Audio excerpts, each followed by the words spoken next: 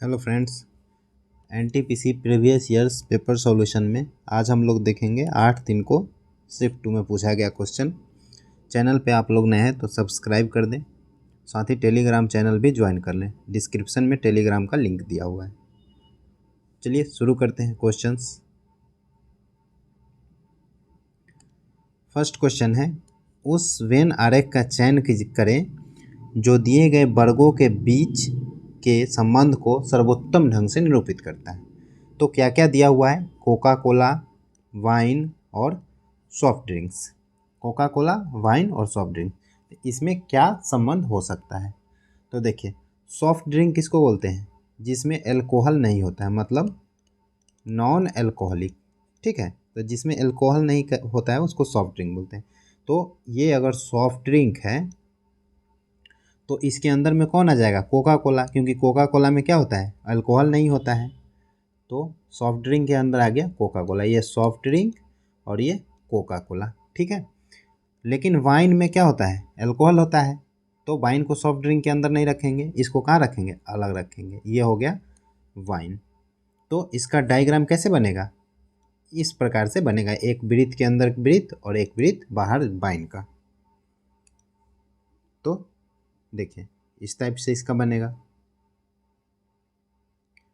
Next question है, वन्य जीव संरक्षण के लिए भारत का पहला अनुवांशिक बैंक कहाँ स्थित है? तो यह है हैदराबाद में।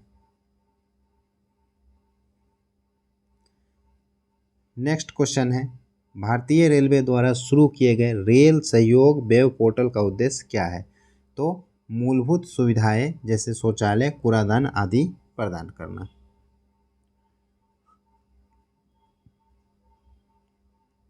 नेक्स्ट क्वेश्चन है, इंटरनेट प्रौद्योगिकी में डीएनएस का फुल फॉर्म क्या है?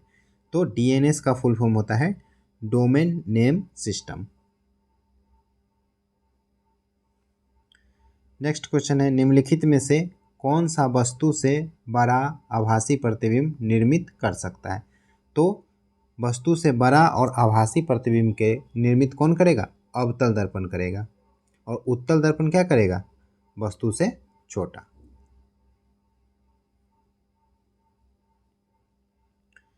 नेक्स्ट क्वेश्चन है, √1 + x/121 बराबर है 12/11।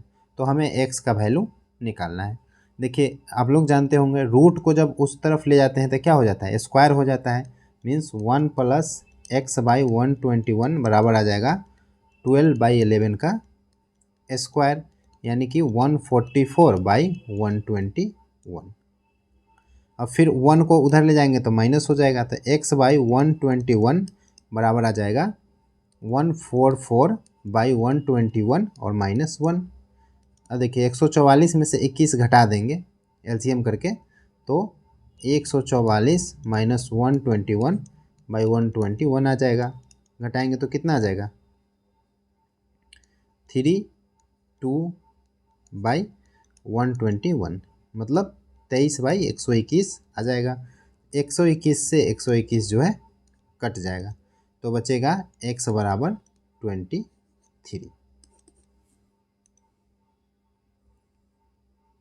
नेक्स्ट क्वेश्चन देखते हैं। नेक्स्ट कह रहा है, राम 25% वार्षिक चक्रवृद्धि ब्याज की दर पर 64,000 की राशि उधार लेता है। प्रत्येक वर्ष के अंत में वह आंशिक पुनर्भुगतान के रूप में 3200 चुकाता है। ऐसी 3 किस्तों के भुगतान के पश्चात बकाया राशि ज्ञात कीजिए। मतलब हर साल के अंत में क्या कर रहा है? 3200 रुपये चुका देता है। तो देखिए, 64,000 है, पहले साल का करते हैं। 64,000 का 25% की दर से जो है ब्याज कितना होगा? तो ब्याज निकालने के लिए एक वर्ष का ब्याज तो चक्रवृद्धि हो या साधारण हो वही होता है। तो हम क्या करते हैं? मिश्रधन निकाल लेते हैं, मतलब एक साल बाद हमारा राशि कितना होगा। तो मिश्रधन निकालेंगे तो 125 और बाई 100, क्योंकि एक वर्ष में कितना हो जाएगा? 125%। ये हो जाएगा 5 और ये हो जाएगा 4, 4 से 16 बार में।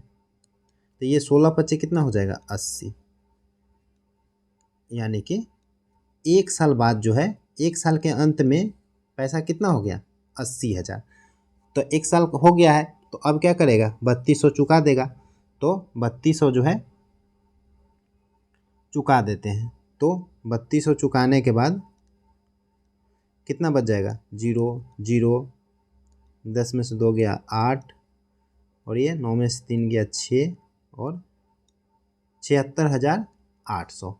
ठीक है। अब दूसरे साल में क्या है, शुरू में कितना है 76,800। पहले साल के शुरू में था 64,000, अब कितना बचा 76,800। क्यों? क्योंकि 3200 चुका दिया। अब इसमें फिर जो है 1 साल का ब्याज लगेगा, तो वही कितना लगेगा 5/4। 125/100 का कितना लिख देंगे 5/4। 4 एकम 4, 4 9 36, और 4 दूना 8 0 0। ठीक है। 5 से गुना कर देंगे तो कितना आएगा 0 0, 5 दूना 10, 19 25 95, और 10 कितना आएगा 100।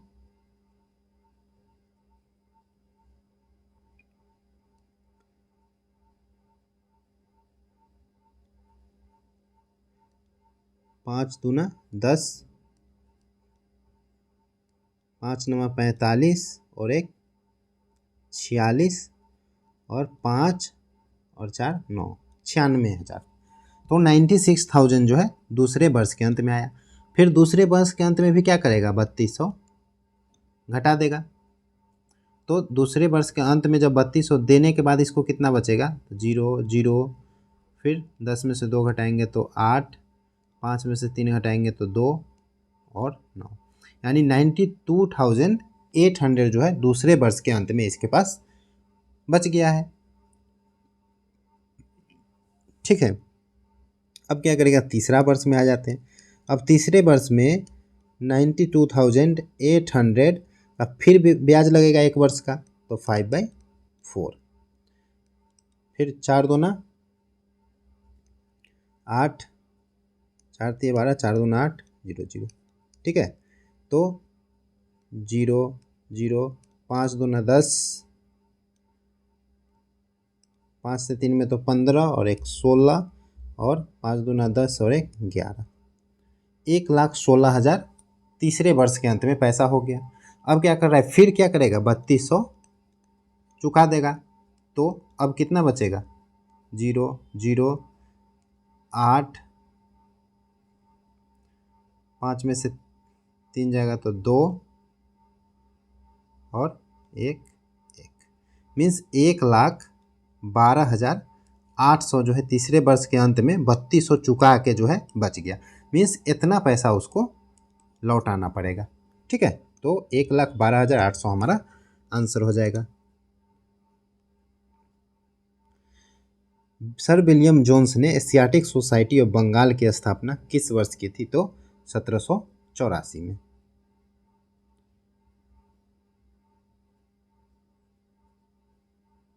करंट का क्वेश्चन आप लोग खुद से अपडेट कर लेंगे। भारतीय राष्ट्रीय कांग्रेस की अध्यक्षता करने वाली पहली भारतीय महिला कौन थी? तो ये सरोजनी नायडू थी। नेक्स्ट क्वेश्चन है sine theta plus cos theta बराबर है √3 cos 90 माइनस थीटा। तो tan थीटा हमें निकालना है। तो देखिए sine theta plus cos theta बराबर √3, फॉर्मूला होता है cos 90 माइनस थीटा बराबर साइन थीटा। अब साइन को जो है उधर ले जाएंगे, cos थीटा बराबर √3 sine theta minus sine theta. cos theta बराबर आ जाएगा √3 ले लिए, √3 नहीं साइन थीटा कॉमन ले लेंगे तो बचेगा √3 माइनस 1। अब tan बराबर क्या होता है, फॉर्मूला होता है साइन बाई कॉस। ठीक है। तो साइन बाई कॉस, कॉस को क्या ले आएंगे साइन के नीचे, तो इधर sine theta by cos theta बराबर यहाँ पे क्या बच गया 1, और √3 माइनस 1 को इधर ले आएंगे बटा में, तो √3 माइनस 1। अब sine theta by cos theta को क्या लिख देंगे tan थीटा। ठीक है। तो tan थीटा बराबर आ जाएगा 1/√3 माइनस 1। ये हमारा आंसर हो जाएगा।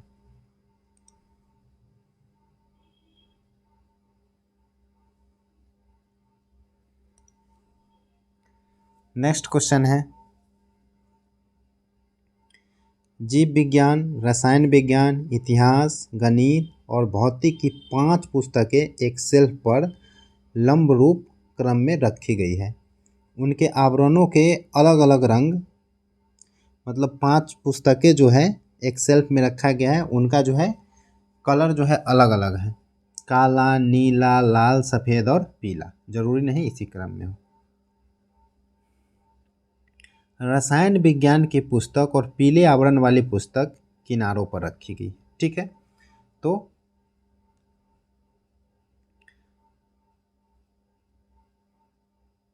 एक, दो, तीन, चार, देखिए कितने सेल्फ हो गए यहाँ पे, 1, 2, 3, 4, 5 पुस्तक हो गए। हमें 5 पुस्तक को ही बैठाना है। रसायन विज्ञान, तो रसायन किनारे पे है और पीला इधर में, हम नीचे हम लोग क्या लिखेंगे, कलर लिखेंगे। तो पीला जो है किनारा पे है, तो पीला वाला कहाँ पे होगा, किनारा पे हो गया। रसायन विज्ञान किनारे पे और पीला किनारे पे हो गया।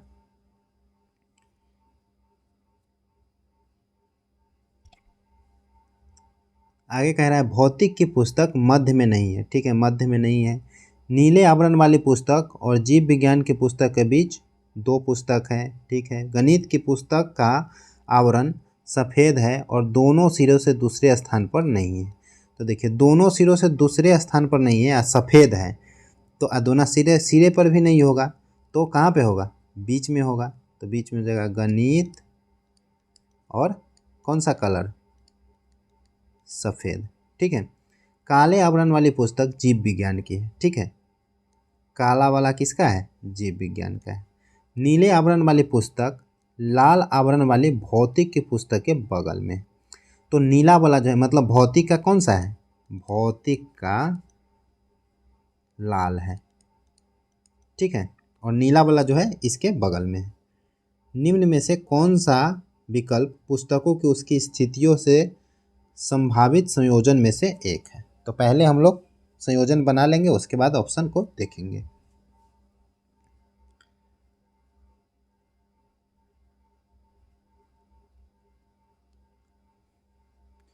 नेक्स्ट है, नीले आवरण वाली पुस्तक जो है, पुस्तक और जीव विज्ञान के पुस्तक के बीच 2 पुस्तकें हैं। तो देखिए नीले वाले और जीव विज्ञान की,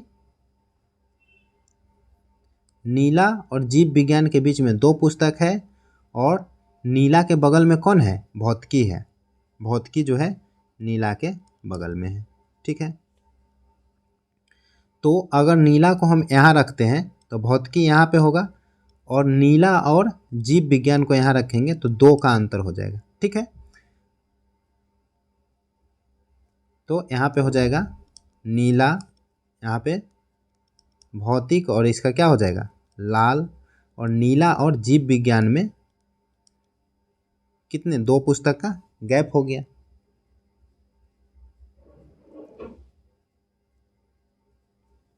ठीक है, काले आवरण वाली पुस्तक जीव विज्ञान की। अब देखिए जीव विज्ञान का कौन सा है, काला। ठीक है, तो अब एक ही बच गया कौन, इतिहास। तो इतिहास को यहाँ पे लिख देंगे। ऑप्शन है रसायन विज्ञान, नीला, बाईं ओर से पहले स्थान पर। ठीक है, रसायन विज्ञान नीला और बाईं ओर से पहले स्थान पर, तो यही ऑप्शन सही हो जाएगा। नेक्स्ट क्वेश्चन देखते हैं, यदि 2 बिंदुओं के बीच की दूरी 10 इकाई है तो x के संभावित मान क्या होंगे। 2 बिंदु x1, y1 और x2, y2 के बीच की दूरी होता है √अंडर x2 माइनस x1 का स्क्वायर और प्लस y2 माइनस y1 का स्क्वायर। ठीक है, यही दोनों के बीच की दूरी होती है। तो इस दोनों के बीच की दूरी निकालते हैं, तो 1 माइनस एक्स का स्क्वायर प्लस 15 माइनस 7 का स्क्वायर बराबर कितना आ जाएगा, 10। तो 1 माइनस एक्स का स्क्वायर प्लस 15 में से 7 गया 8 का स्क्वायर कितना हो जाएगा 64 बराबर। ये देखिए रूट इधर आके क्या होता है स्क्वायर, तो 100 का स्क्वायर हो जाएगा, 10 का स्क्वायर हो जाएगा 100। 1 माइनस एक्स का स्क्वायर बराबर आ जाएगा 100 में से 64 घटा लेंगे तो कितना आ जाएगा 36। तो 1 माइनस एक्स बराबर आ जाएगा रूट 36, और रूट 36 को क्या लिखेंगे प्लस माइनस 6। तो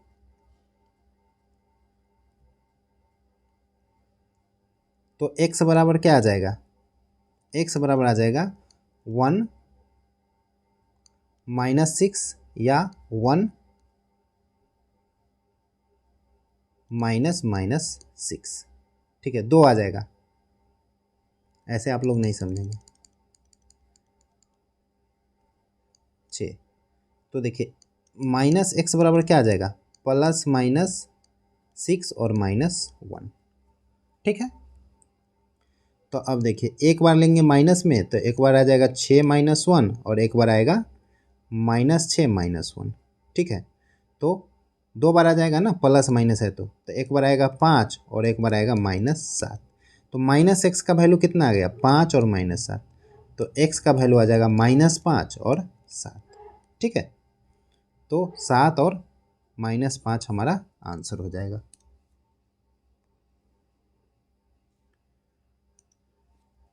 नेक्स्ट क्वेश्चन है, 2 लड़के ऋषि और वामसी लखनऊ से कानपुर तक की 95 किलोमीटर की यात्रा एक ही समय में आरंभ करते हैं। यात्रा के दौरान ऋषि की चाल वामसी की चाल से 5 किलोमीटर कम है। वामसी कानपुर पहुंचता है और तुरंत वापस चलना शुरू करता है। वापसी के यात्रा के दौरान वह कानपुर से 25 किलोमीटर की दूरी पर ऋषि से मिलता है। तो ऋषि की चाल क्या है।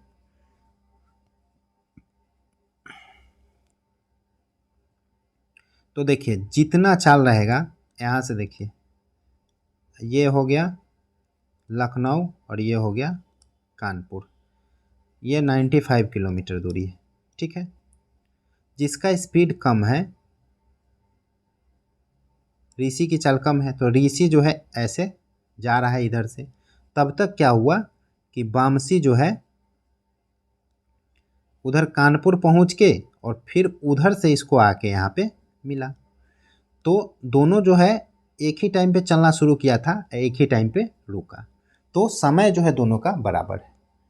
अब देखिए समय जब बराबर हो, टाइम जब कांस्टेंट हो, तो चाल जो है दूरी का समानुपाती होगा। ठीक है, मीन्स जितनी दूरी उतनी चाल, या जितना चाल उतना दूरी।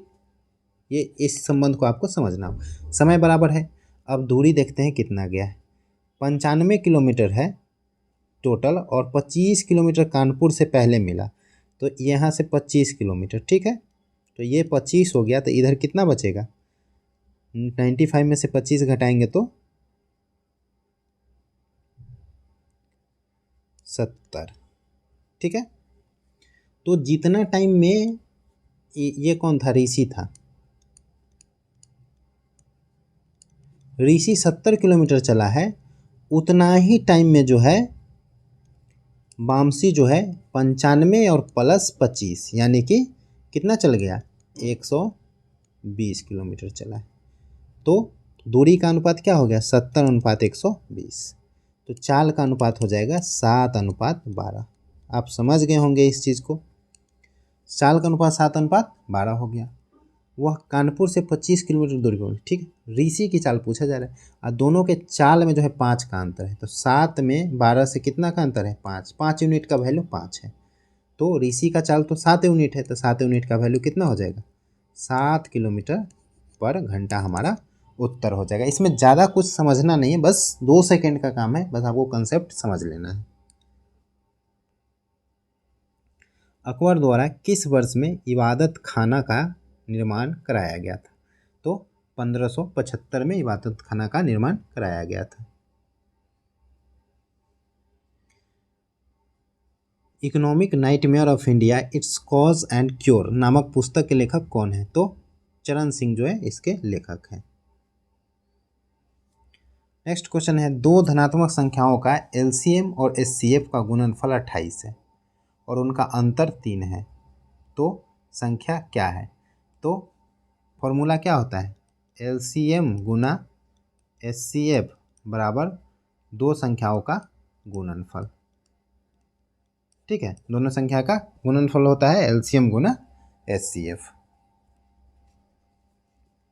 तो ऐसे क्वेश्चन में जब यहाँ पे हमें ऑप्शन दिया हुआ है तो हमें ऑप्शन से चलना है। ठीक है, अंतर कितना का होना चाहिए? 3 का दोनों संख्या में। तो यहाँ पे 3 का अंतर है? नहीं है, 2 का अंतर है। तो ये तो ऐसे नहीं होगा। यहाँ पे कितना का अंतर है? 2 का। यहाँ पे 1 का। यहाँ पे 3 का अंतर है।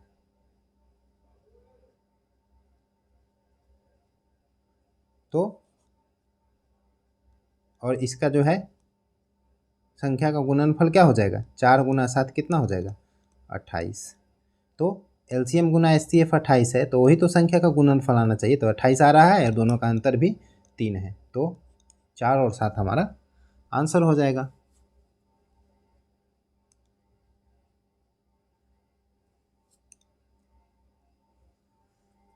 नेक्स्ट क्वेश्चन है 5040, 840, 168, 42, 14। तो देखिए क्या किया जा रहा है, 8 छक 48, ये लगभग 1/6 किया जा रहा है। इसको जो है 1/5 मतलब 5 से भाग दे दिया। इसको जो है 4 से भाग दे दिया। ठीक है, इसको 3 से भाग दे दिया। तो अब देखिए इसको किससे देना चाहिए? 6, 5, 4, 3, तो इसे 2 से भाग देना चाहिए। 14 में 2 से भाग देंगे तो कितना आ जाएगा? 7। तो 7 हमारा उत्तर हो जाएगा।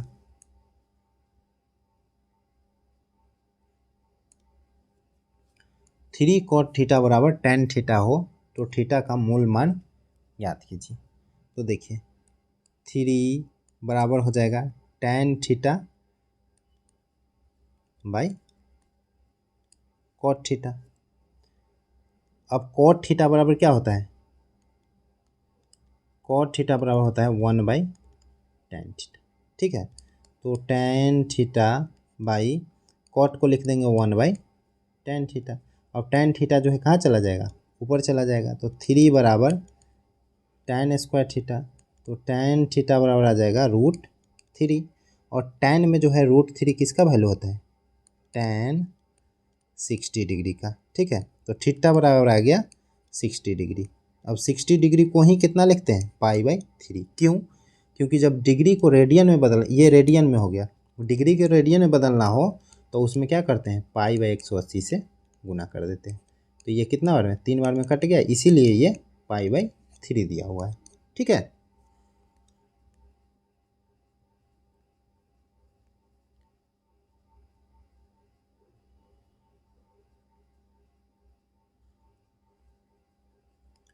नेक्स्ट क्वेश्चन है, उस छोटी से छोटी संख्या के अंकों का योग ज्ञात कीजिए जिसे 18, 21, 25 और 39 से विभाजित करने पर प्रत्येक बार शेषफल 3 बचता है। तो सबसे पहले ऐसे क्वेश्चन में क्या करना है? इस सभी का एलसीएम लेना है। एलसीएम हो जाएगा 39, 25, इसमें से 3 तो आ गया है लेकिन 7 नहीं आया है। 18 में क्या आ गया है?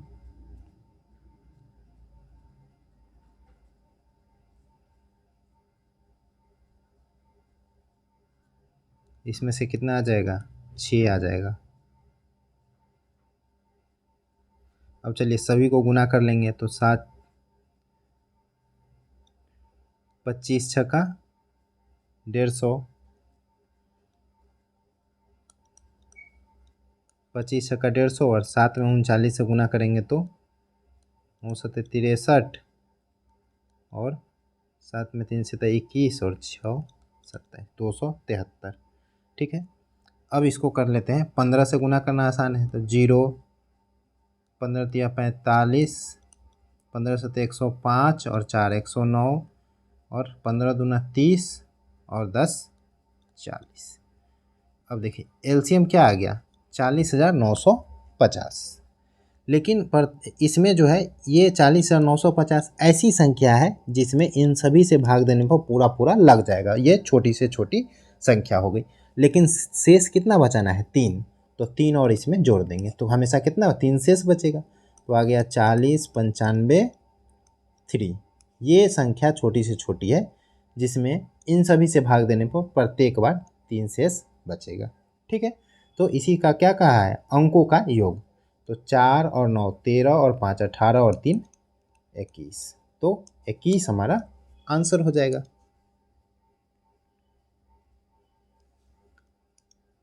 नेक्स्ट क्वेश्चन है x square plus 25y minus 10xy है, तो x रेशियो y का मान ज्ञात करना है। तो चलिए इसको सोल्व करेंगे। एक्स स्क्वायर इधर से 10xy है, आ जाएगा minus 10xy plus 25y square बराबर आ जाएगा 0। ठीक है, 10xy को इधर ले आए। अब x square minus 2x into 5y लिख सकते हैं ना, 5 दूना 10y प्लस 25 को क्या लिख सकते हैं? 5y का होल स्क्वायर आ जाएगा 25y स्क्वायर। क्यों? क्योंकि a माइनस बी के होल स्क्वायर पे लाना है इसको। यह आ जाएगा x माइनस 5y का होल स्क्वायर बराबर 0। मीन्स x माइनस 5y बराबर 0, तो x बराबर आ जाएगा 5y। तो x बाई वाई बराबर आ जाएगा 5/1, यानी कि 5:1। 5:1 हमारा आंसर हो जाएगा।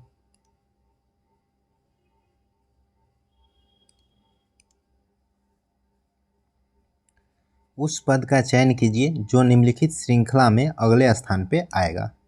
तो देखिए क्या हो सकता है? ए, उसके बाद ई के बाद आई। तो देखिए यहाँ भी +4 +4 9 4 13, यहाँ भी +4 13 4 कितना हो जाएगा? 17 यानी क्यू हो जाएगा। जेड के बाद भी, तो -4, उसके बाद भी के बाद 18 यानी -4। तो देखिए यहाँ पे सभी में -4, तो n में से 4 घटाएंगे तो 10 हो जाएगा जे। अब y के बाद देखिए u, यहाँ भी -4, u के बाद q, यहाँ भी -4, q के बाद m, यहाँ भी -4, तो यहाँ भी -4 हो जाएगा और i हो जाएगा। b के बाद f +4, f के बाद j +4, j के बाद n +4, तो n में भी 4 जोड़ेंगे तो 18 यानी r हो जाएगा। q j i r इसका आंसर हो जाएगा। वायुमंडल में कार्बन डाइऑक्साइड की सांद्रता लगभग तो 0.03% है। पक्के पागा हॉर्नबिल उत्सव जो है, किस राज्य सरकार ने इस उत्सव को जो है राज्य उत्सव घोषित किया है? तो अरुणाचल प्रदेश। प्रस्तावित नाभिकीय शक्ति संयंत्र की स्थापना मध्य प्रदेश के किस जिले में की जाएगी? तो ये मांडला जिला है। नेक्स्ट है अगले पद को बताना है। 31J 29F 31M 30A। तो देखिए 31 जो है जनवरी महीने में 31 दिन होता है, तो ये जनवरी हो गया। जैसे फरवरी महीने में कितना दिन होता है? 28 या 29, तो यहाँ पे 29 है।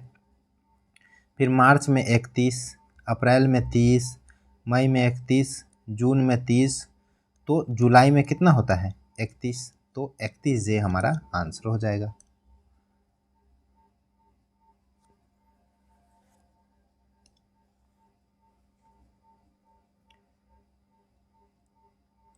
देखिए एस का उल्टा एच होता है और U+1 भी होता है।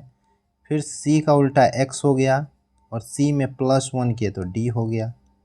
मतलब उल्टा किया जा रहा है फिर एक जोड़ा जा रहा है, उल्टा फिर एक जोड़ा जा रहा है। तो एक्सट्रीम का क्या हो जाएगा? XTREME। तो देखिए एक एक छोड़ के है, तो इन सभी में जो इन सभी का उल्टा लिखना है। ठीक है, एक छोड़ छोड़ के। और जो बीच में बच गया उसका एक एक जोड़ना है। ठीक है, तो उल्टा वाला लिखते, ई का उल्टा क्या होता है भी, टी का उल्टा जी, ई का उल्टा भी, फिर ई का उल्टा भी। अब एक जोड़ना है तो एक्स के बाद वाई, आर के बाद एस और एम के बाद एन। तो भी वाई जी एस भी वाई जी एस भी एन भी। तो 4 नंबर हमारा आंसर हो गया।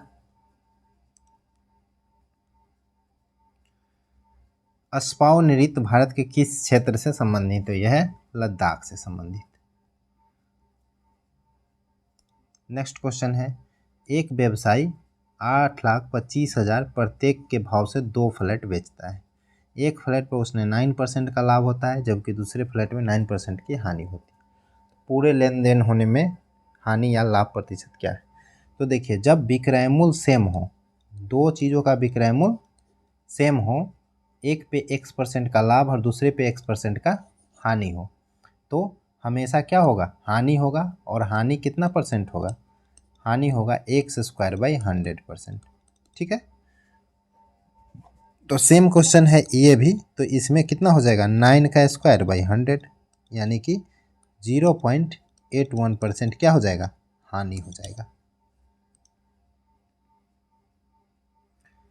नेक्स्ट क्वेश्चन है, निम्नलिखित में से कौन सा स्मारक मध्य प्रदेश में नहीं है?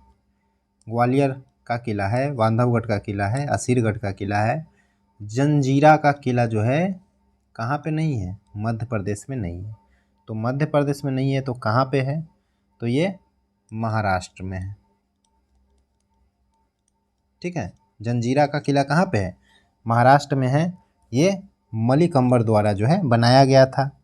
और जंजीरा का अर्थ होता है अजय, जिसे जीता नहीं जा सके।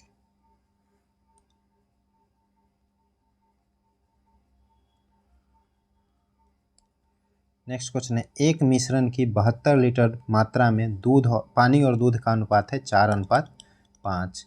ये हो गया वाटर और ये हो गया मिल्क। इस मिश्रण में कितनी मात्रा में दूध मिलाया जाना चाहिए ताकि मिश्रण में पानी और दूध का अनुपात 3:6 हो जाए? 3:6 करना है। और मिलाना क्या है? दूध मिलाना है, तो मिल्क में मिलाना है। मीन्स वाटर क्या रहना चाहिए? सेम रहना चाहिए। लेकिन यहाँ पे सेम है नहीं है, तो ये दोनों को सेम करने के लिए क्या करेंगे? इधर कर देंगे गुना 3 से, और 4 से इधर गुना कर देंगे, तो दोनों सेम आ जाएगा। तो ये कितना आ जाएगा? 12:15। और ये कितना आ जाएगा? 12:24। ठीक है, अब ये दोनों को ख़त्म कर देते हैं। तो 2 अनुपात हमें क्या मिल गया? एक पहले था 12:15 और अभी हो गया 12:24। वाटर दोनों जगह सेम हो गया। तो कितना दूध मिलाया? तो 15 यूनिट पहले था, अब है 24, यानी कि 9 यूनिट मिलाया। कितना पे? पहले टोटल कितना है? 12 और 15 27 पे। और टोटल मात्रा कितना था? 72 लीटर था, तो 72 लीटर से गुना कर देंगे। 9 से 3 बार में और 3 से 24 बार में। मीन्स कितना मिलाया गया? 24 लीटर।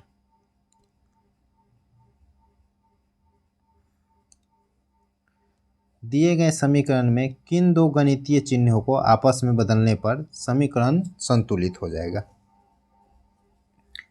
तो देखिए, किन दो चिन्ह को बदलना है, तो हमें एग्जाम में क्या करना है? ऑप्शन वाइज चेक करना है। तो हम जो है सही वाले ऑप्शन को चेक कर लेते हैं। तो 36 माइनस का के जगह क्या करना है? गुना देना है। तो गुना 3, भाग का तो भाग ही रहेगा, प्लस का प्लस, और फिर गुना की जगह क्या देंगे? -4। 3 में 3 से भाग देंगे 1 हो जाएगा। तो 36 और 2 में से 4 घटाएंगे तो 2। तो 36 में से 2 घटाएंगे तो 34, और इधर भी 34 था, तो बराबर आ गया। तो ये जो है माइनस और गुना का एक्सचेंज सही है।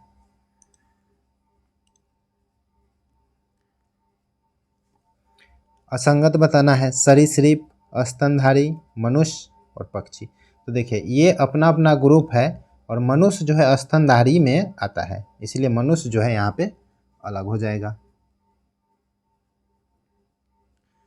निम्नलिखित में से कौन सी नदी गंगा की सहायक नदी नहीं है? तो सोन, गोमती, यमुना सहायक है, लेकिन इंद्रावती जो है गंगा की सहायक नहीं है। तो इंद्रावती किसकी सहायक है? गोदावरी की सहायक है। ठीक है।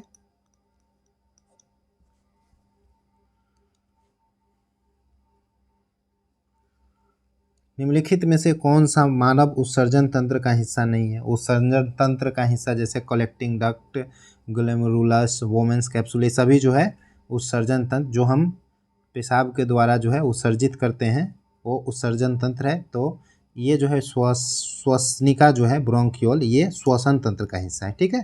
तो ये तीनों उत्सर्जन तंत्र का है। नेक्स्ट है सभी को प्रतिदिन अखबार पढ़ना चाहिए। ठीक है, ये कथन दिया हुआ है।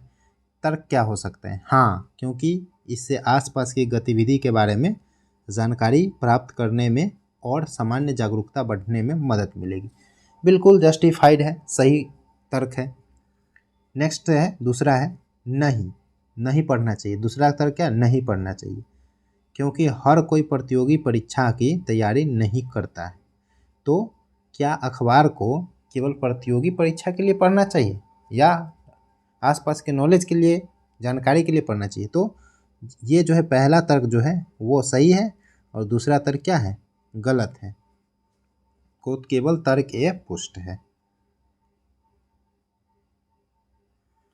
भारत और नेपाल के बीच निम्नलिखित में से किस भूभाग पर विवाद चल रहा है? तो काला पानी पे जो है विवाद चल रहा था। भारत की प्रथम पूर्णकालिक महिला रक्षा मंत्री का नाम बताइए। तो यह है निर्मला सीतारमण। भारत में इसमें से किसे पदच्युत करने के लिए महाभियोग की प्रक्रिया लागू नहीं होती है? तो मुख्य न्यायाधीश के लिए, राष्ट्रपति और उच्चतम न्यायालय के न्यायाधीश के लिए होती है। प्रधानमंत्री के लिए ये जो है महाभियोग नहीं लगता है। एन का वैल्यू हमें ज्ञात करना है। तो हम बार बार बता चुके हैं, रूट है तो इधर जाके क्या हो जाएगा? स्क्वायर हो जाएगा। तो 5 का पावर n बराबर है, स्क्वायर हो जाएगा 625 का square. 5 to the power n बराबर है 625 को कितना लिख सकते हैं? 5 का पावर कितना होगा? तो 5 का पावर 4 बराबर होता है 625। 5 का पावर 4 का मतलब क्या हुआ? 5 गुना 5 गुना 5 गुना 5, 4 बार गुना। तो ये तो 625 को क्या लिखेंगे? 5 का पावर 4 और उसका power 2। 5 to the power n बराबर हो जाएगा, ये 4 दूना क्या हो जाएगा? 8। 5 का पावर a का पावर b अगर दिया हुआ रहे तो इसको हम क्या लिख सकते हैं? 5ab। ठीक है, लेकिन 5 का पावर a का पावर b दिया हुआ है तो इसको हम 5ab नहीं लिख सकते हैं। ठीक है, ये नहीं होगा। तो ये इस चीज़ को याद रखना है। तो ये आ जाएगा 5 का पावर 4 दूना 8। तो आधार जब बराबर है तो पावर भी क्या होगा? बराबर होगा। मीन्स n बराबर क्या हो जाएगा? 8।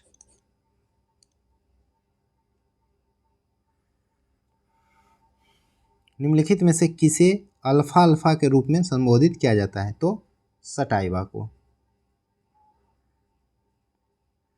नेक्स्ट है रीजनिंग का क्वेश्चन।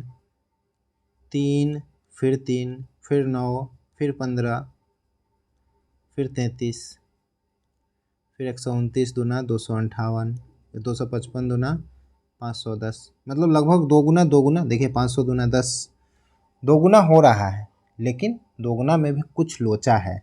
क्या है? तो 3 दूना करेंगे तो कितना आएगा? 6। 6 में से 3 घटा दिया। फिर 3 दूना करेंगे तो कितना आएगा? 6। 6 में 3 जोड़ दिया, इसमें घटा दिया। फिर 9 में 2 से गुना करेंगे तो कितना आएगा? 18, तो इसमें 3 घटा दिया। और 15 में 2 से गुना करेंगे तो 30, इसमें 3 जोड़ दिया। तो देखिए एक बार घटाया जोड़ा, घटाया जोड़ा, मतलब दो गुना करके गुना 2 प्लस 3 गुना 2 माइनस 3, मतलब गुना 2 माइनस 3, 2 गुना प्लस 3, यही पैटर्न चल रहा है एक अल्टरनेट करके। तो यहाँ पे 15 दूना 30 और प्लस 33 हुआ है, तो आगे क्या होगा? 33 दूना 66 और माइनस 3 होगा। ठीक है, तो यहाँ पे कितना आ जाएगा? 63। तो 63 हमारा आंसर हो जाएगा। आगे भी आप लोग चेक कर सकते हैं, वही पैटर्न है।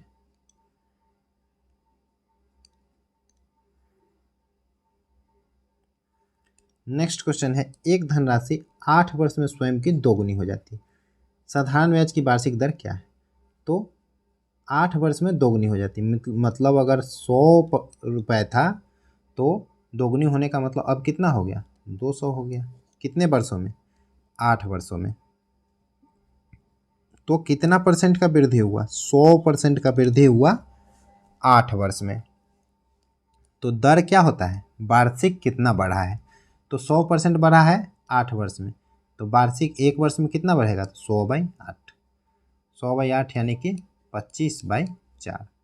25/2। 25/2 को कितना लिखेंगे? 12 सही 1/2%। तो 12.5% हमारा उत्तर हो जाएगा। नेक्स्ट क्वेश्चन है, यदि क्रय मूल्य विक्रय मूल्य का 92% है तो प्रतिशत लाभ ज्ञात कीजिए। क्रय मूल्य विक्रय मूल्य का यानी कि सेलिंग प्राइस है 100 तो कॉस्ट प्राइस कितना है? 92। तो लाभ कितना होगा? 8 का लाभ हो रहा है कितना पे?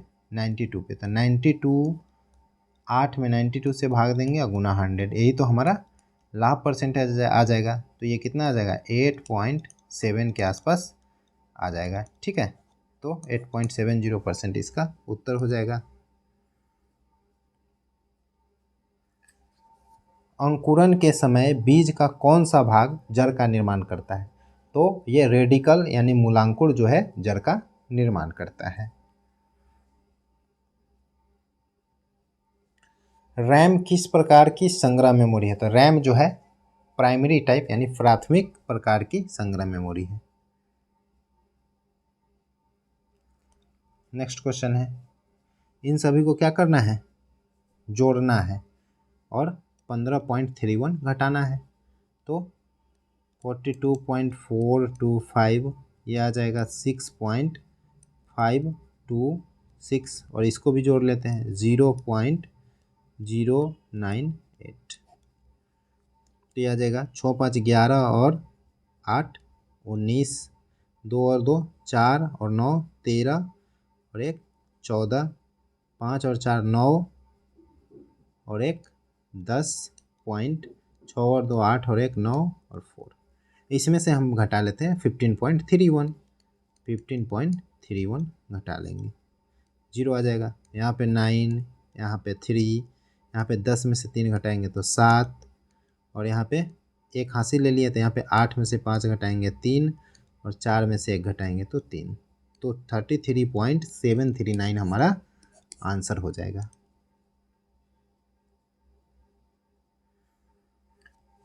बाइनरी प्रणाली में 1 KB का वैल्यू कितना होता है? तो 1024 बाइट होता है। गांधी जी ने किस एक्ट या अधिनियम के खिलाफ लड़ने और सत्याग्रह शुरू करने का फैसला किया?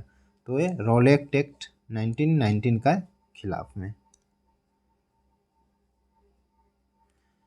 भारत के स्वतंत्र होने से पूर्व लगातार 6 वर्षों तक भारतीय राष्ट्रीय कांग्रेस के अध्यक्ष पद पर रहने वाला एकमात्र व्यक्ति कौन था? तो मौलाना अबुल कलाम आज़ाद थे।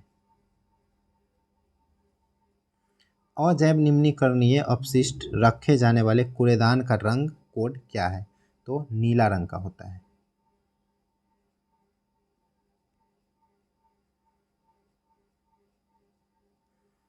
नेक्स्ट क्वेश्चन है, दो बिंदुओं ये x1 y1 और ये x2 y2 से गुजरने वाली सरल रेखा का समीकरण क्या है? तो दो बिंदु अगर x1 और y1 हो, x2 और y2 हो के बीच समीकरण अगर पूछ दे कि इन दोनों बिंदु से गुजरने वाले सरल रेखा का समीकरण होता है y माइनस y1 बराबर y2 minus y1 by x2 minus x1 और इंटू x माइनस x1। ठीक है, ये आपको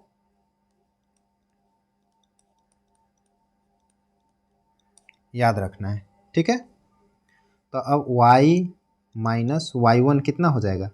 2 बराबर हो जाएगा y2 माइनस y1, मतलब -3 और -2, और बाई नीचे क्या हो जाएगा x2 माइनस x1। तो x2 कितना है 1 और -0, और इंटू x माइनस x1, तो x हो जाएगा और माइनस x1 कितना हो जाएगा 0 हो जाएगा, x1 0 हो जाएगा। तो y माइनस 2 बराबर आ जाएगा -3 और -2 कितना आ जाएगा -5, और यहाँ पे क्या बच जाएगा x। तो ये 5x कहाँ पे आ जाएगा, इधर आ जाएगा। तो 5x प्लस वाई माइनस 2 बराबर यहाँ पे बच जाएगा 0। यही जो है दोनों बिंदु से जाने वाली रेखा का समीकरण हो जाएगा।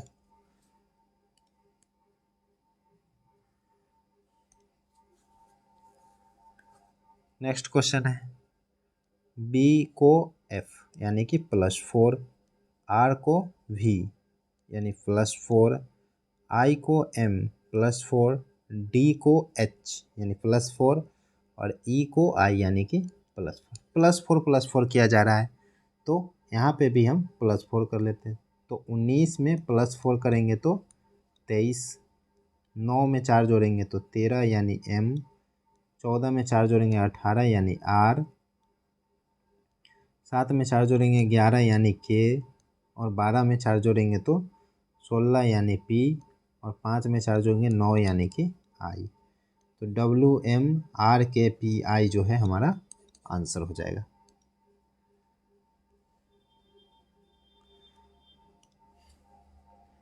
नेक्स्ट क्वेश्चन है, x इक्वल टू दिया हुआ है 2 + √5, तो x माइनस 1/x का होल क्यूब पूछा जा रहा है।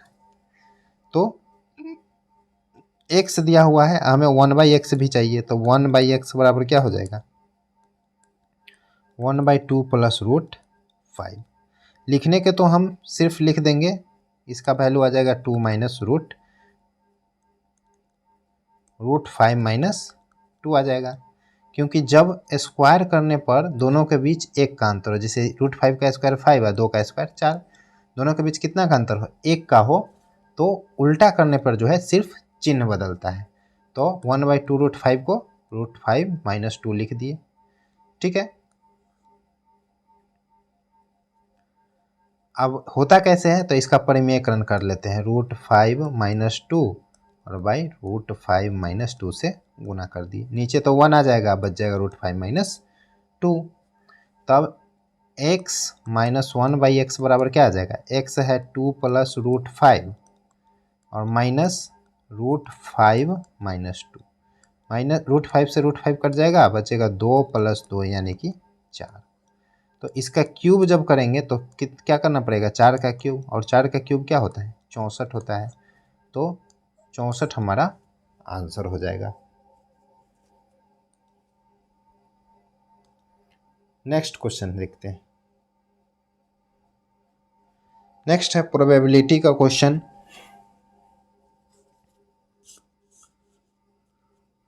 PA/B पूछा जा रहा है, PA/B। तो PA/B का फॉर्मूला होता है PA इंटरसेक्शन B/PB, ठीक है। B के सापेक्ष में है तो इधर में B आएगा। अब A इंटरसेक्शन B तो हमें दिया नहीं है, यूनियन दिया है, तो A इंटरसेक्शन B बराबर होता है PA + PB minus PA union B, ठीक है। इंटरसेक्शन निकालने के लिए क्या करेंगे, इन तीनों की सहायता से हम लोग इंटरसेक्शन निकालेंगे। तो PA कितना है 1/3, PB कितना है 1/4, और माइनस PA यूनियन B कितना है 1/2। LCM आ जाएगा 12, 4 + 3 माइनस 6, 4 3 7 में से 6 घटाएंगे तो 1/12। PA इंटरसेक्शन B कितना आ गया 1/12।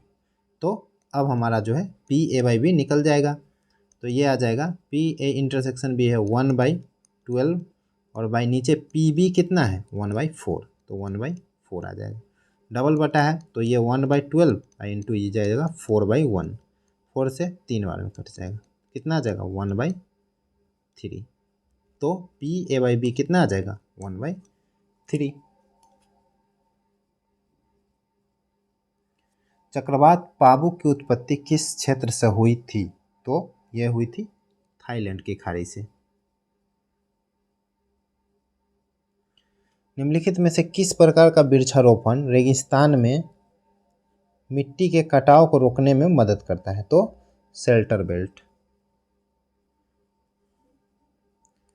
नेक्स्ट क्वेश्चन है x + y = 9 है, तो xy 18 है, तो x² + y² क्या हो जाएगा?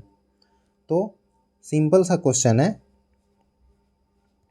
इसको तो बिना बनाए हुए भी हम देख सकते हैं कि x 9 है जोड़ के, तो 6 + 3 9 होगा, और 6 में 3 से गुना करेंगे तो 18 आ जाएगा। तो पता चलेगा कि एक का वैल्यू x का वैल्यू 6 है और y का वैल्यू 3 है। तो यहाँ भी निकाल लेंगे 6 का स्क्वायर और प्लस 3 का स्क्वायर, 6 का स्क्वायर 36 और प्लस 3 का स्क्वायर 9, तो कितना आ जाएगा 45।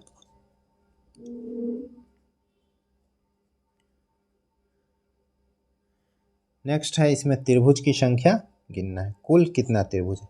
तो देखिए पहले वाला में 1 2 3 3 त्रिभुज है, इस शीर्ष में कितना त्रिभुज बन रहा है 3। अब इस शीर्ष में देखते हैं कितना बनेगा,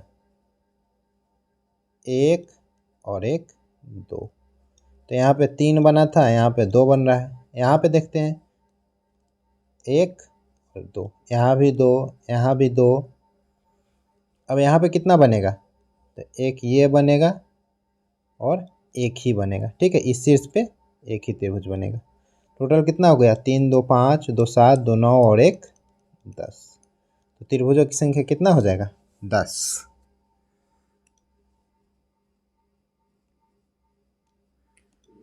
यदि दो वर्गों के क्षेत्रफल का अनुपात 169 और 196 है, तो उनके परिमाप का अनुपात क्या हो जाएगा? तो परिमाप का अनुपात होता है √अंडर क्षेत्रफल का अनुपात, ठीक है। तो यह आ जाएगा 13:14। नेक्स्ट क्वेश्चन है, यदि किसी संख्या का 45% उस संख्या के 70% से 15 कम है, तो 45% और 70% के बीच कितना का अंतर है, 25% का वैल्यू कितना है 15 है, दोनों का अंतर 15 है। तो संख्या तो 100% होता है, तो इसमें 4 से गुना करेंगे तो 100 आ जाएगा, तो इसमें भी 4 से गुना कर देंगे तो कितना आ जाएगा 60, यानी संख्या कितना आ गया 60।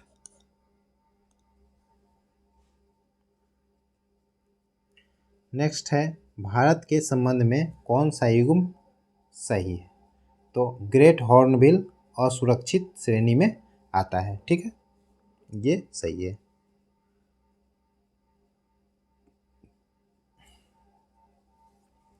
भारत की समग्र विद्युत उत्पादन आपूर्ति में नाभिकीय शक्ति का योगदान कितना है? तो यह 5% से कम है।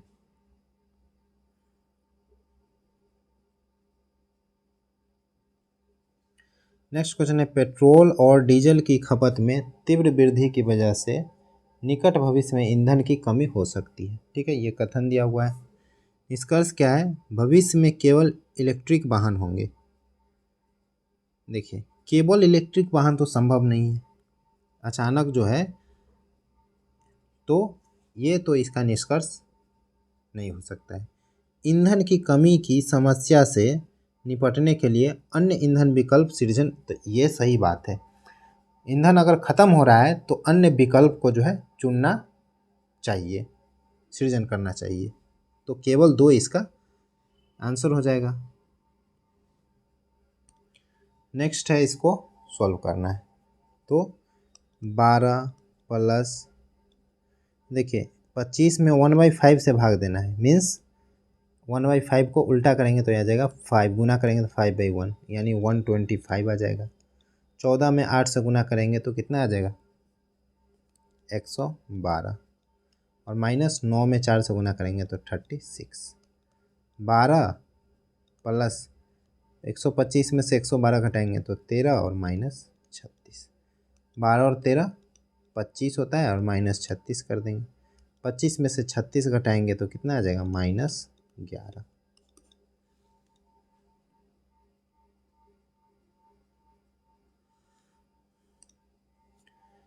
नेक्स्ट क्वेश्चन है 658 सेंटीमीटर लंबी छड़ से 34.6 सेंटीमीटर लंबाई वाले अधिकतम कितने टुकड़े काटे जा सकते हैं। मीन्स 658 में जो है 34.6 से क्या करना है, भाग देना है। दशमलव के बदला एक जीरो आ जाएगा और जितना बार में पूरा पूरा लगेगा वो हमारा आंसर हो जाएगा। तो ये 90 पॉइंट समथिंग आएगा, ठीक है। तो पॉइंट में तो नहीं हो गया पूरा, तो 19 जो है हमारा आंसर आ जाएगा। नेक्स्ट क्वेश्चन है, इसको जो है पहले सरल कर लेंगे। तो 9 × 5 = 45 और 7 52/9 भागा है 4 × 3 = 12 और 1 13/3 गुना 14 में 6 से 84 और 9 93/14 प्लस आ जाएगा 9 से ये 2 बार में कट जाएगा यानी कि 14। अभी भाग है, इसको गुना में बदलना है। तो 52/9 गुना 3/13 और गुना 93/14। 13 से 4 बार में कट जाएगा, 3 से 3 बार में और 3 से 31 बार में कट जाएगा। नीचे कितना बच जाएगा, 14 और प्लस यहाँ पे बच जाएगा 14। तो अल्टीमेटली क्या बच रहा है, 14 प्लस 31/14। 31/14 को कितना लिखेंगे, नहीं यहाँ पे 4 भी बच रहा है, तो ये 2 बार में कट जाएगा, ये 7 बार में कट जाएगा, यानी ये आ जाएगा 62/7। तो 62/7 को क्या लिख सकते हैं, 7 से जब भाग लगाएंगे तो 8 बार में लगेगा 56 और 6/7 बच जाएगा। 8 सही 6/7 इसको लिख सकते हैं। तो 14 प्लस 8 सही 6/7, 14 8 कितना हो जाएगा, 22, 6/7 हमारा उत्तर हो जाएगा।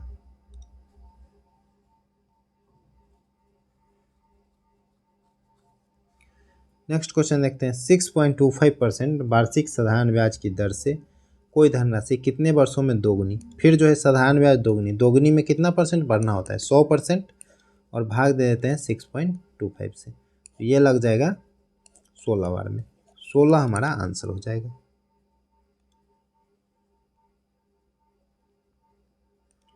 नेक्स्ट क्वेश्चन है एक वृत्त की परिधि एक समबाहु त्रिभुज के परिमाप के बराबर है, ठीक है। वृत्त की त्रिज्या 21 है, तो वृत्त का परिमाप कितना हो जाएगा, वृत्त का परिमाप हो जाता है 2πr यानी 21, और यही तो होगा क्या, वृत्त की परिधि बराबर त्रिभुज का परिमाप, तो ये त्रिभुज का हो जाएगा परिमाप, सेम ही चीज़ होगा।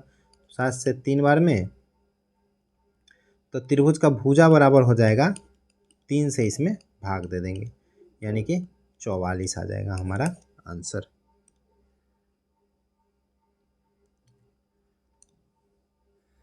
देखिए 16, 169 और 3, तो 16 में से 3 घटाएंगे तो कितना आएगा 13, और 13 का स्क्वायर करने पे 169।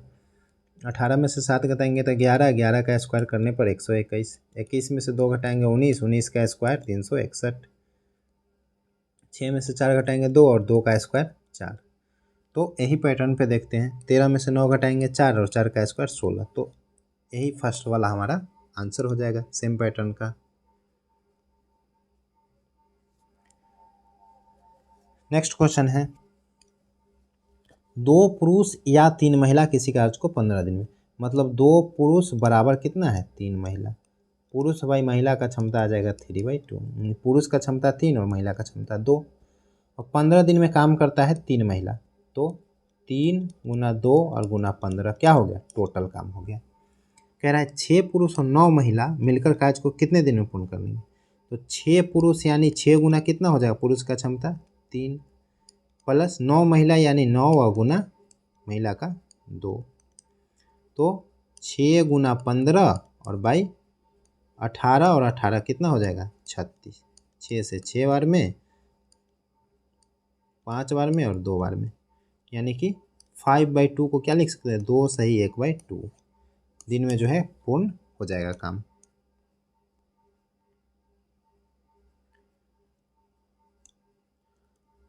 नेक्स्ट क्वेश्चन है, एक कॉलेज में 917 छात्र हैं, टोटल 917 है, 535 लड़के हैं, बॉय कितना है 535। आरेख में त्रिभुज अंग्रेजी माध्यम में पढ़ने वाले 134 छात्रों को निरूपित करता है। त्रिभुज जो है इंग्लिश और 134 छात्र, और वृत्त विज्ञान वर्ग में पढ़ने वाले 279 छात्रों को निरूपित करता है। वृत्त जो है किसको बताता है विज्ञान को, और कितना छात्र 279। आयत लड़कियों को निरूपित करता है, आयत क्या गर्ल्स को बताता है। छात्रों के पसंदीदा माध्यम और वर्ग के आधार पर उनके वितरण की आंशिक जानकारी यह निम्न दिया हुआ है। क्वेश्चन है अंग्रेजी माध्यम में विज्ञान वर्ग में पढ़ने वाले लड़कों की संख्या। लड़का है मतलब ये इसके बाहर का चाहिए, ठीक है, इसके बाहर का, और अंग्रेजी माध्यम और विज्ञान वर्ग में दोनों में मीन्स ये वाला पार्ट हमें चाहिए, तो इसको मान लेते हैं बी और इस पार्ट को मान लेते हैं ए, ठीक है। अब हमें निकालना है, देखिए बॉय है 535 तो गर्ल कितना हो जाएगा 2, 11 में से 3 गया 8 और 382 क्या है गर्ल है।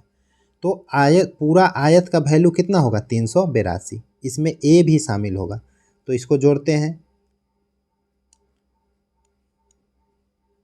247 प्लस 94 और प्लस 24 और प्लस ए बराबर आ जाएगा लड़कियों की संख्या 382।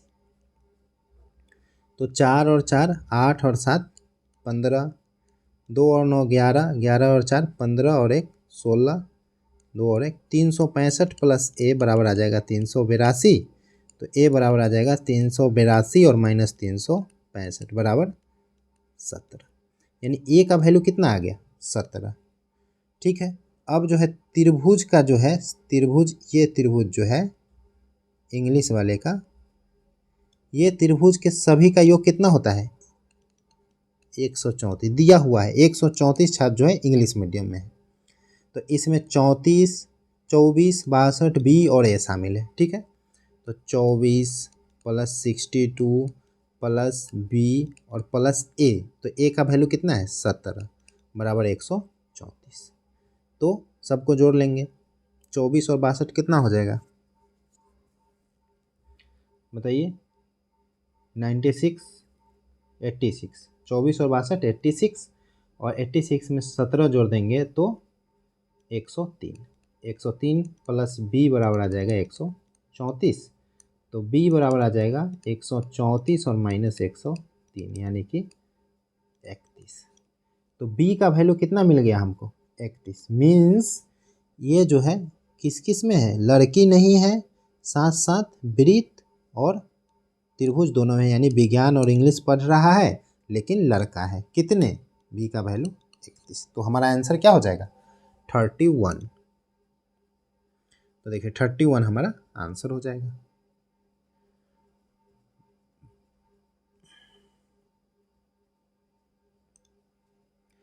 ए और बी एक साथ मिलकर एक कार्य को 16 दिन में, यदि ए अकेले कार्य को 24 दिन में पूरा कर सकता है तो बी अकेले कार्य को कितने दिन में। तो देखिए ए बी 16 और ए जो है 24, एलसीएम 48, ए बी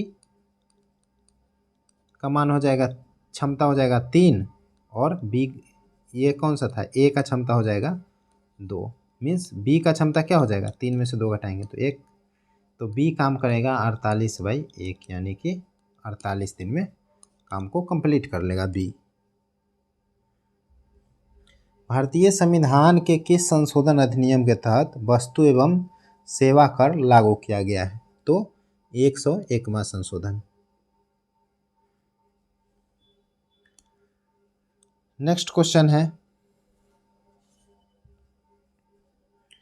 52 ताश के पत्तों के पैक से 2 पत्ते निकाले जाते हैं। उन पत्तों में से एक लाल और एक काला होने की संभावना की प्रायिकता ज्ञात करना है। तो देखिए 2 पत्ता है तो मान लीजिए पहला पत्ता में काला कितना होता है? तो काला होता है 26 और लाल होता है 26 और कुल पत्ता कितना होता है? 52 होता है। तो पहला लाल हो मान लीजिए और दूसरा क्या हो? काला हो, या पहला काला हो और दूसरा लाल हो, दोनों संभावना हो सकता है। तो पहले लाल निकाल लिया, एक लाल निकाल लिया, तो एक लाल निकालने की प्रायिकता क्या हो जाएगा? 26 गो है अब भाई 52 गुना, अगर अब काला निकालने का क्या है? तो एक तो निकल गया है लाल वाला, तो टोटल कितना बचा? 51, लेकिन काला कितना बचा हुआ है? 26, तो 26/51 हो जाएगा संभावना। प्लस अब इसमें ये भी तो संभव है, तो पहले काला निकालने का फिर क्या हो जाएगा? 26/52 और इंटू फिर देखिए एक काला निकल गया तो अब 52 में से कितना बच गया? 51 पत्ता बच गया, लेकिन लाल तो अभी भी 26 है, तो 26/51 दोनों को जोड़ लेंगे तो 2 गुना 26 गुना 26/52 गुना 51, तो 26 दूना 52 जो है कट जाएगा और बच जाएगा 26/51। तो 26/51 हमारा आंसर हो जाएगा।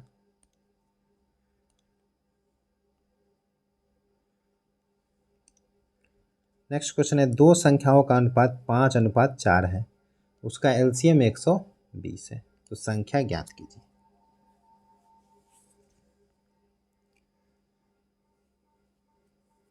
तो एलसीएम क्या होता है? मान लीजिए संख्या हो गया 5a और 4a, ठीक है, तो 20a क्या हो जाएगा इसका एलसीएम? बराबर आ जाएगा 120, तो a बराबर आ जाएगा 6, तो संख्या क्या हो जाएगा? 5a यानी कि 6 से 5 में तो 30 और 4a में यानी 6 चौक 24, तो 30 और 24 इस दोनों संख्या हो जाएगा।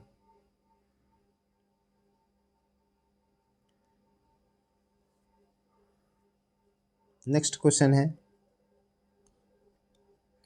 कह रहा है 1994 में उत्तीर्ण उम्मीदवारों की संख्या 35,490 थी। कहाँ? 1994 में। तो उस वर्ष परीक्षा में भाग लेने वाले उम्मीदवारों की कुल संख्या कितनी थी? तो 1994 में देखिए ये उत्तीर्ण वाला हो गया, तो 35% उत्तीर्ण का वैल्यू है 35,490, तो भाग लिया हुआ कितना? 100%, तो 100 का वैल्यू हमें निकालना है। तो 7 से 5 बार में 7 × 5 = 35, 0 7 × 7 = 49, अब 5 से 20 बार में कट जाएगा, तो इसको गुना कर लेंगे तो 10,114,000, तो 1,01,400 हमारा आंसर हो जाएगा। ठीक है, ये देखिए 1,01,400। नेक्स्ट क्वेश्चन है वर्ष 1997 और 1999 दोनों में मिलाकर उत्तीर्ण होने वाले उम्मीदवारों की कुल संख्या 53,590 है। मतलब 1997 और 1999 में दोनों को मिलाकर उत्तीर्ण होने वाले कुल कितना है? 53,590। 1999 में जो है परीक्षा में भाग लेने वाले उम्मीदवारों की संख्या थी 43,060। तो आगे कह रहा है 97 में उत्तीर्ण उम्मीदवारों की संख्या और 99 में उत्तीर्ण उम्मीदवारों की संख्या के कितने प्रतिशत के बराबर है? तो देखिए ये जो है थोड़ा सा लेंथी क्वेश्चन है, तो फिर भी चलिए सॉल्व करते हैं। परीक्षा में जो है 99 में जो है 99 में भाग लिया कितना, 99 में भाग लिया 43,060। तो उत्तीर्ण कितना हुआ, उत्तीर्ण देखिए 50% हुआ है 99 में, तो इसका 50% माने 1/2 कर देंगे, तो 2 1 5 21,530 क्या हुआ, उत्तीर्ण हुआ किस में, 99 में। और 7 और 97 और 99 दोनों में उत्तीर्ण हुआ कुल कितना, 53,590। तो 97 में जो है उत्तीर्ण कितना होगा, तो 53,590 में से घटा देंगे 99 वाला 21,530, 06023, 32,060 जो है 97 में उत्तीर्ण हुआ। तो हमें पूछा गया है 97 में उत्तीर्ण उम्मीदवारों की संख्या 99 में उम्मीदवारों से कितने प्रतिशत है। तो 97 में जो है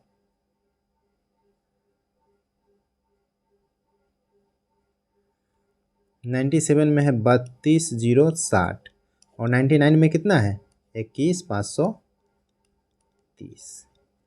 तो ये कितना परसेंट है, देखिए लगभग जो है कितना है 1.5 गुना है, 1.5 गुना, तो लगभग कितना हो जाएगा 150%। ठीक है, तो 150 के लगभग में क्या है 149% लगभग हमारा आंसर हो जाएगा।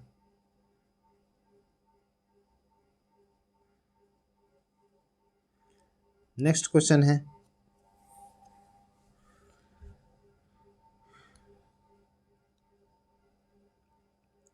कह रहा है किस कथन को निष्कर्षित, मतलब क्या निष्कर्ष नहीं निकाला जा सकता है इस लाइन ग्राफ को देख के। तो पहला ही है 1996 में उत्तीर्ण होने वाले उम्मीदवार की संख्या, तो 96 में उत्तीर्ण होने वाले उम्मीदवार की संख्या 99 में उत्तीर्ण वाले उम्मीदवार की संख्या के बराबर है। 99 में कितना है 50%, तो देखिए यह भी 50% है, यहाँ भी 50% है, लेकिन हर वर्ष तो उम्मीदवारों की कुल संख्या अलग अलग है, तो ये परसेंटेज 50 निकालेंगे, तो जब उम्मीदवार की संख्या अलग है तो परसेंटेज का वैल्यू भी अलग होगा, तो इसीलिए सेम नहीं है, तो यही गलत कथन है। बाकी नीचे देखते हैं कौन कौन कथन है।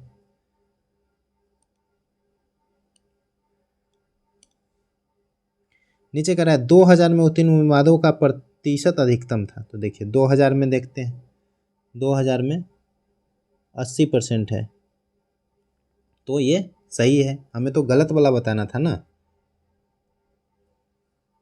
तो वो सही है। उसके बाद 94 में उत्तीर्ण उम्मीदवारों का प्रतिशत न्यूनतम था, 94 में देखते हैं, देखिए 94 में 35 है, तो देखिए सबसे कम है, तो ये भी सही है कथन। उत्तीर्ण होने वाले उम्मीदवारों के प्रतिशत वर्ष 64 और 94 और 2000 के बीच 4 अवधियों को में बढ़ा है और 2 अवधियों में घटा है। तो 94 से 2000 में जो है प्रतिशत देखिए 2 में बढ़ा, बोला कि प्रतिशत जो है 4 में बढ़ा और 2 में घटा, तो देखिए ये बढ़ा घटा बढ़ा घटा बढ़ा बढ़ा, तो देखिए 50 और ये 2 घटा है और बाकी 4 बढ़ा है, तो वो भी सही है। तो कौन सा गलत था, पहला वाला गलत था।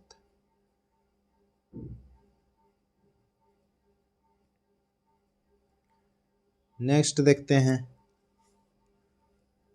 कह रहा है विकल्पों में दी गई अवधियों के दौरान उत्तीर्ण होने वाले उम्मीदवारों के प्रतिशत का निरपेक्ष अंतर अधिकतम कितना था, मतलब दोनों का अंतर जो है अधिकतम किस में ज़्यादा है। तो 96 में कितना है,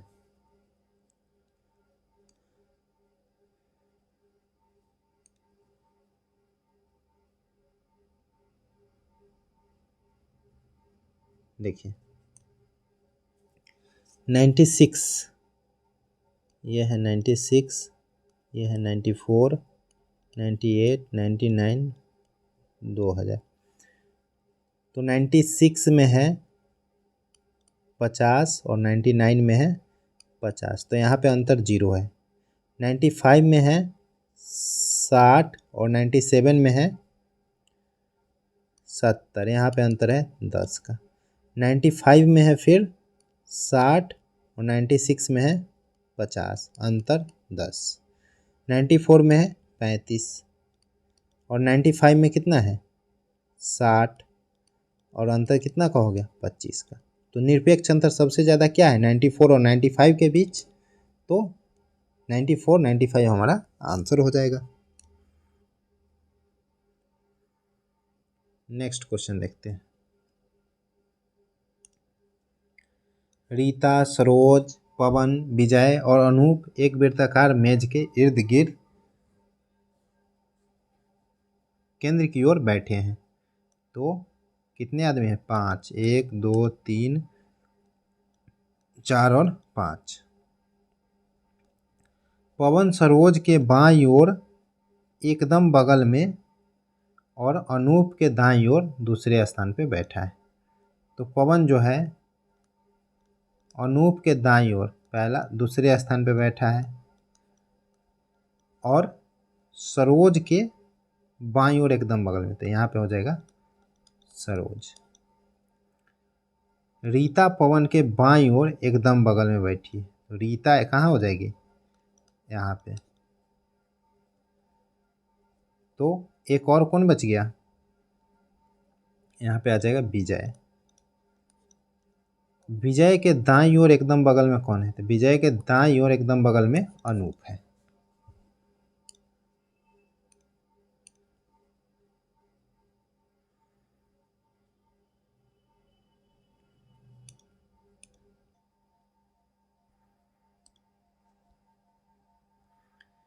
आठ व्यक्ति A B C D E F G और एच एक आयताकार मेज के चारों ओर केंद्र की ओर मुख करके बैठे हैं।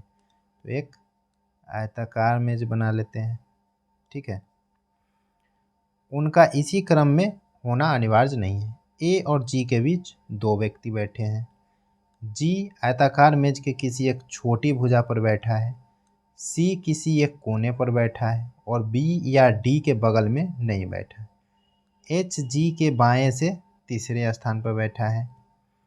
बी मेज के किसी एक बड़ी भुजा की तरफ बैठा है और ई का पड़ोसी है, ठीक है। यदि बी डी के बाईं ओर बैठा है तो इसमें से कौन सा डी के सामने बैठा है। तो चलिए देखते हैं क्वेश्चन। ए और जी के बीच दो व्यक्ति बैठे हैं और जी जो है छोटी भुजा पर बैठा है। तो ये छोटी भुजा पे मान लीजिए जी है और इसके बीच में कितने व्यक्ति हैं, दो व्यक्ति हैं। तो ए यहाँ पे भी हो सकता है और इधर भी तो दो व्यक्ति होगा, तो ए यहाँ पे भी, तो एक और बना लेते हैं, ठीक है। जी यहाँ पे हो गया, यहाँ पे जी हो जाएगा और पहला कंडीशन में पहला वाले में लेते हैं और दूसरे बारे में पहला वाला में इस साइड से लेते हैं 1 2 बीच में हो गया ए और जी के, और यहाँ पे लेते हैं इस साइड से ए और जी के बीच में 2 हो गए, ठीक है। जी छोटी भुजा पे हो गया। एच जी के बाएं से तीसरे स्थान पर बैठा है। अब एच जो है जी के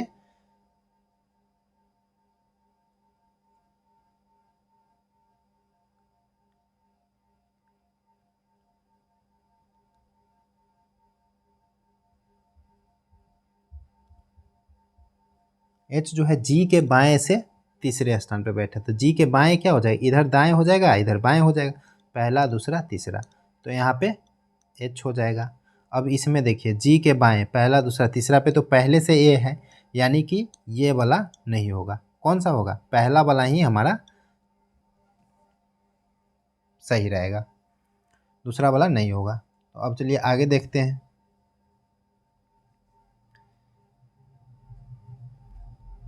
बी मेज के एक बड़ी भुजा पर बैठा है और बी जो है डी के बाईं ओर बैठा है। तो बड़ी भुजा तो एक यहाँ पे है और एक यहाँ पे है, और ई का निकटतम पड़ोसी भी है बी, दिया हुआ है बी जो है ई का निकटतम पड़ोसी या बड़ी भुजा पे भी है और डी के बाएं है। तो देखिए बी बड़ी भुजा पे यहाँ हो जाएगा, ई का निकटतम पड़ोसी हो जाएगा और डी के बाएं हो जाएगा। ठीक है। और बी और डी जो है उसके बाद कहा गया है सी एक कोने पर है और बी डी का बगल में नहीं है, तो सी जो है इधर कोने में हो जाएगा, बी डी अपना इधर हो जाएगा।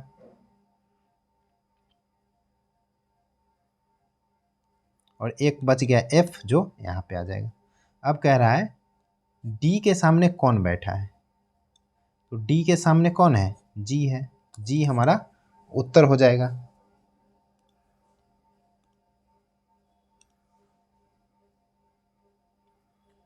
नेक्स्ट क्वेश्चन देखते हैं। सभी चिकित्सक इंजीनियर है,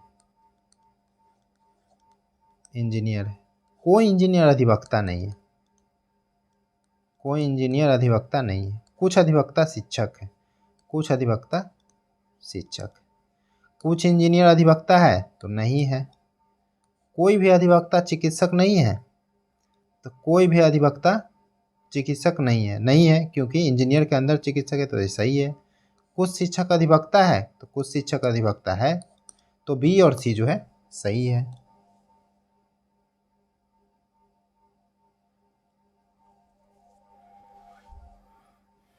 नेक्स्ट क्वेश्चन है ए से डी तक सभी व्यक्ति एक पंक्ति में बैठे हैं, इसी क्रम में होना आवश्यक नहीं है, उसमें से दो एक दिशा में और अन्य दो विपरीत दिशा में मुंह करके बैठे हैं। बी और डी किनारों पर और उत्तर दिशा की ओर मुंह करके बैठे हैं, ठीक है। ए अपनी बाईं ओर बगल में बैठा है, ए अपनी बाईं ओर बगल में बैठे व्यक्ति के समान दिशा में मुंह करके बैठा है। डी ए के बाईं ओर बैठा है। देखिए बी और डी किनारा पर है और डी ए के बाईं ओर है, मीन्स बी और डी किनारा पे है और उत्तर दिशा की ओर हो गया, और ए जो है अपनी बाईं ओर बगल में बैठे व्यक्ति के समान दिशा में, मीन्स ए अगर यहाँ पे है तो ये इस दिशा में देख रहा है तो इसका बाईं ओर क्या हो जाएगा, इधर हो जाएगा। इधर में जो होगा एक कौन बचेगा, सी उसकी दिशा में है तो ठीक है। और कह रहा है ए के बाईं ओर डी है तो डी बाईं ओर भी हो गया, मीन्स हमारा पैटर्न हो जाएगा बी ए सी डी, तो बी ए सी डी आंसर हो जाएगा।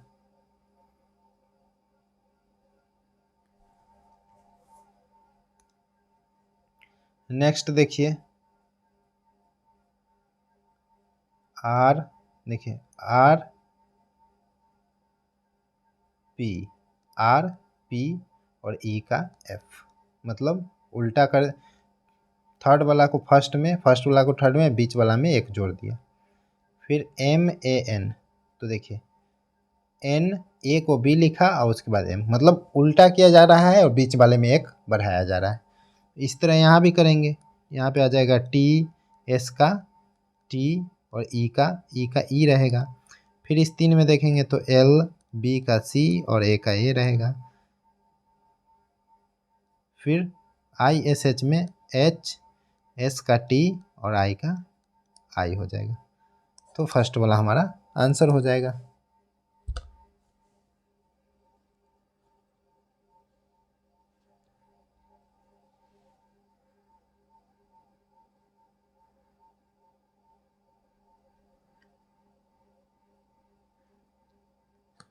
नेक्स्ट क्वेश्चन है जैसे ही कोई मेहमान होटल में प्रवेश करता है, दरमान उसे बताता है सर यह सोना, टहलने की मार्ग, बिलियर्ड रूम, स्विमिंग पूल आदि जैसे सामान्य सुविधाओं का लेआउट मानचित्र है, ठीक है। धारणाएं क्या हो सकता है, मेहमान शायद कुछ सुविधाओं का उपयोग करना चाहते हों, में भी हो सकता है। दरमान को भुगतान आधारित सेवाओं से उत्पन्न राजस्व में कुछ हिस्सा मिलता है, तो ये इसमें श्योर नहीं है, ठीक है। ये सुविधा वाला सही है, तो केवल एक धारणा जो है निहित हो सकता है।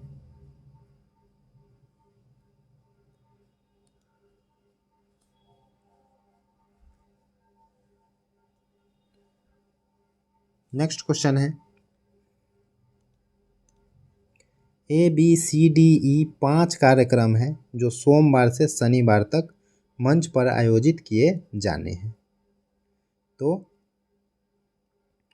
Monday, Tuesday, Wednesday, Thursday, Friday और सैटरडे तक, लेकिन 6 दिन है और इधर में 5 कार्यक्रम है, जिसके बीच में एक दिन का, देखिए एक दिन का छुट्टी है, किंतु उसका इसी क्रम में होना अनिवार्य नहीं। सी का आयोजन डी के आयोजन के तुरंत बाद वाले दिन में जाएगा। ए और ई के बीच अवकाश का रखा जाना है, ठीक है। ई और सी के बीच 2 दिन का अंतर है, ठीक है। बी का आयोजन अंतिम दिन नहीं किया जाना है, मतलब अंतिम दिन जो है बी नहीं होगा।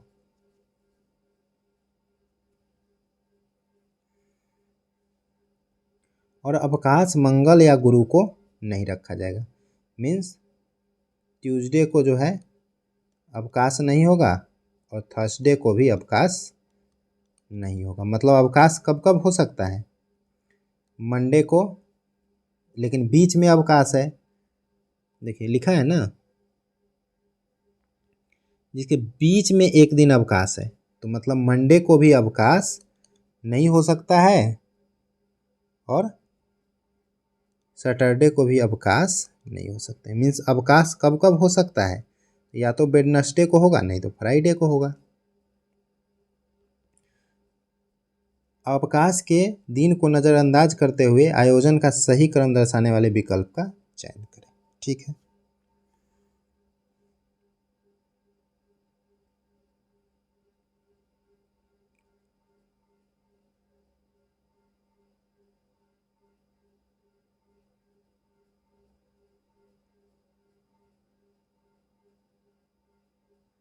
तो चलिए देखते हैं। सी का आयोजन डी के आयोजन के तुरंत बाद वाले, मतलब जो है डी के तुरंत बाद कौन आ रहा है? सी आ रहा है।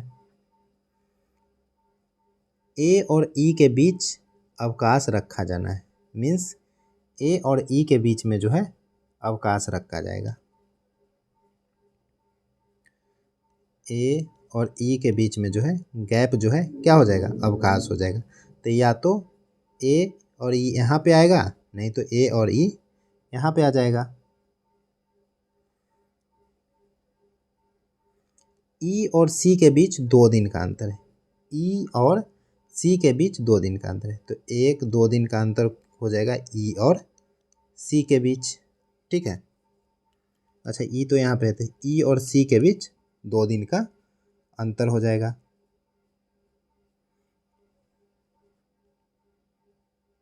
बी का आयोजन अंतिम दिन नहीं किया जाना है, तो हो ही गया। और अवकाश मंगल या गुरु को नहीं, हो गया, ठीक है। अब डी और सी, डी, अच्छा सी जो है, डी जो है सी के जस्ट ऊपर है। अब देखिए ए और ई के बीच में अवकाश है। अगर अवकाश को जो है हम ये अवकाश है, ठीक है, अवकाश है। अवकाश कहाँ कहाँ कहाँ हो सकता है? वेडनेसडे को और फ्राइडे को। तो वेडनेसडे के सामने अगर अवकाश लगाते हैं तो ऊपर कितना? 3 दिन बचता है। 3 बचता है कार्यक्रम, लेकिन दिन तो 2 ही है ना। मीन्स पता चला कि अवकाश को कहाँ लगाना होगा? यहाँ पे फ्राइडे को लगाना होगा। तो यहाँ पे ई हो जाएगा, यहाँ पे ए हो जाएगा, यहाँ पे सी हो जाएगा, यहाँ पे डी हो जाएगा, और एक जो बच गया कौन? बी। बी यहाँ पे हो जाएगा। तो अब कह रहा है अवकाश को अगर छोड़ दे तो आयोजन का क्रम क्या हो जाएगा? बी डी सी ए ई। तो बी डी सी ए ई हमारा आंसर हो जाएगा।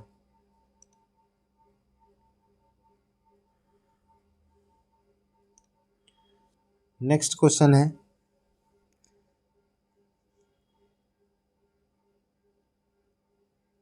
एल के का पिता है, कौन सा विकल्प दर्शाता है? तो हम लोग इस विकल्प को चेक कर लेंगे। एल गुना डब्लू का अर्थ है ए बी का पिता है, मीन्स एल जो है डब्लू का पिता है। डब्लू माइनस के का अर्थ, मतलब माइनस का अर्थ है ए बी की बहन, मीन्स डब्लू के की बहन है। के प्लस एफ का अर्थ, प्लस का अर्थ है ए बी का भाई है, मीन्स के जो है एफ का भाई है। तो एल के का पिता इसमें पता चल रहा है, तो देखिए के इसकी बहन डब्लू और डब्लू का पिता है तो के का भी एल पिता होगा। तो इस ऑप्शन से पता चल रहा है।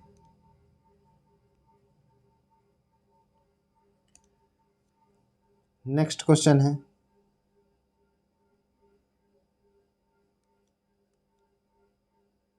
देखिए 36 का रूट करेंगे तो कितना आएगा 6, और 6 में से 13 घटाएंगे तो 7, और 7 का क्यूब करेंगे तो 343 आ जाएगा।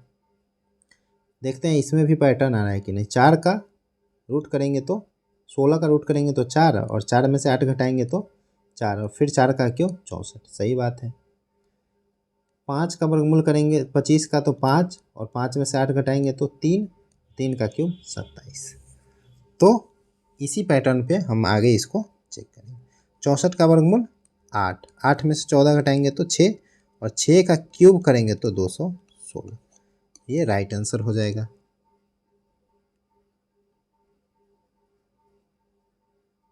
तो इस तरह से 2 क्वेश्चन नहीं है, 98 तक कंप्लीट हो गया। तो इस शिफ्ट का जो है क्वेश्चन कंप्लीट हो गया। फिर आएंगे नेक्स्ट शिफ्ट का लेके। धन्यवाद।